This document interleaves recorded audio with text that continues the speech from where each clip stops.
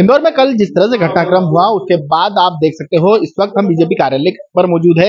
कल अक्षय कांति बम ने जिस तरह से पाला बदला उसके बाद आप देख सकते हो बीजेपी कार्यकर्ता कितने रेस मूड में आ गए हैं। बीजेपी के लोकसभा प्रभारी सहित कई कार्यकर्ता यहाँ पर अब आने वाले दिनों में रणनीति बना रही है। हमारे साथ लोकसभा चुनाव के चुनाव प्रभारी मौजूद है। भैया आप किस तरह से पूरी योजना है आने वाले दिनों में?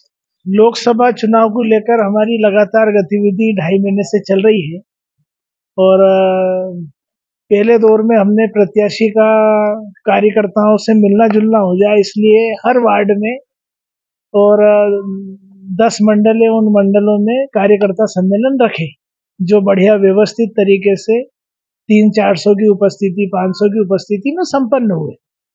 उसके बाद आम लोगों से मिलने का कार्यक्रम हमने बनाया जिसके अंतर्गत प्रत्येक विधानसभा में 2 दिन जनसंपर्क करना ऐसा तय किया गया है और लगातार चल रहे हैं। आज राऊ विधानसभा में जनसंपर्क हमारा चल रहा है। भाई साहब आप कोई चुनौती बाकी है क्योंकि कांग्रेस के प्रत्याशी खुद भी मैदान छोड़ के आपके पाले में आके बैठ गए, अब कुछ चुनौती दिख रही है? चुनौती तो कार्यकर्ताओं के सामने हमेशा रहना ही चाहिए। अगर कार्यकर्ताओं के सामने चुनौती नहीं रहेगी तो कार्यकर्ता जो उसको कर्म करना है आगे बढ़ने के लिए उसके पैर कहीं ना कहीं थमने लगते हैं।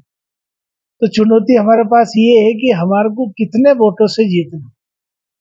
अब अधिक से अधिक मतों से हमको जीतना ये लक्ष्य तो हम शुरू से लेकर चले ही हैं, लेकिन इस बदली हुई परिस्थिति में जबकि अक्षय जी भी आज हमारे साथ हैं, आज कल उन्होंने मुख्यमंत्री के समक्ष भारतीय जनता पार्टी और उनके टीम के कुछ लोगों ने भारतीय जनता पार्टी की सदस्यता ग्रहण की है।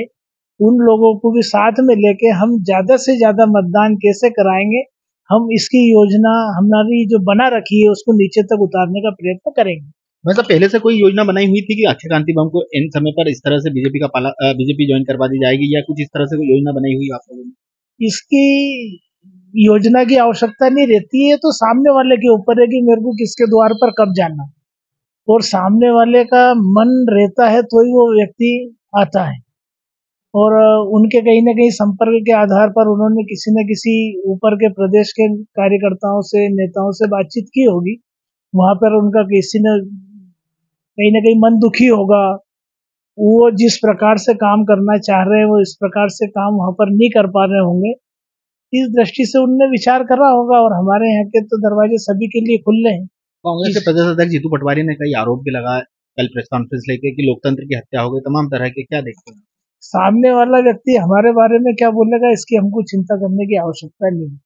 हमारा जो उद्देश्य है हम उसको लेकर आगे बढ़ रहे हैं और लगातार उस दिशा में हम आगे बढ़ेंगे। ये मोदी जी का सपना है कि हम 400 पार पहुंचेंगे, मतलब पहुंचेंगे। कल काफी कांग्रेसियों ने भी बीजेपी ज्वाइन कर ली अक्षय कांति बम के अलावा, और भी टोटल कितने कांग्रेसियों ने कल?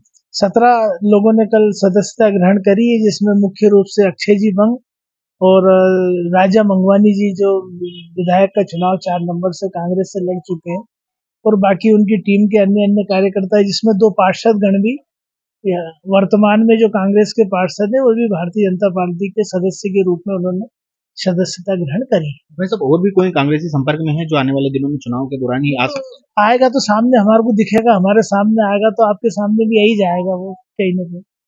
ये थे हमारे साथ लोकसभा प्रभारी जिनका कहना था कि आने वाले दिनों में कई और खुलासे होंगे। फिलहाल चुनौती अभी भी हमारे सामने मौजूद है और इस लोकसभा सीट में हम एक इतिहास कायम करने के लिए उतरेंगे। इंदौर से TV9 भारतवर्ष के लिए संदीप मिश्रा।